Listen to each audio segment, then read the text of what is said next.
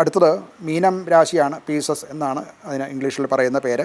ഗ്രഹസ്ഥിതി പറഞ്ഞാൽ 9ാം ഭാവത്തിൽ സൂര്യനും ബുധനും ശുക്രനുമാണ്. 10ൽ ചൊവ്വയും ലഗ്നത്തിൽ ശനിയും 4ൽ ഗുരുവും 6ൽ കേതുവും 12ൽ രാഹുവുമാണ്. ഇവർക്ക് കണ്ടകശനിയും 7.5 ശനിയും കൂടെ ഒരുമിച്ച് വരുന്ന കാലം 7.5 വർഷത്തെ ശനി കാലമാണ്.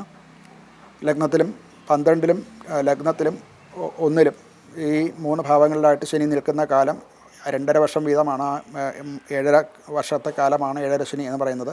അതിൽ തന്നെ മധ്യത്തിൽ ലഗ്നത്തിൽ ശനി വരുന്ന കാലമാണ് കണ്ടകശനിയും 7.5 ശനിയും കൂടെ ഒന്നിച്ച് വരുന്നത്.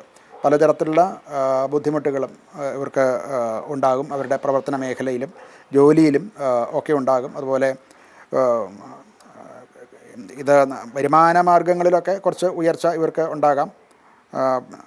അതുപോലെ തന്നെ ചില പുതിയ പ്രൊജക്റ്റുകൾ അവരെ തേടി വരും. അത് ചെയ്യാനുള്ള ഭാഗ്യം ഉണ്ടാകും. പ്രണയ ജീവിതം അതുപോലെ സ്നേഹബന്ധങ്ങൾ ഭാര്യയുമായിട്ടും അല്ലാതെയും ഒക്കെയുള്ള ചില ബന്ധങ്ങളുമൊക്കെ കുറച്ചുകൂടെ പുഷ്ടിപ്പെടുന്നതായിട്ട് കാണാം.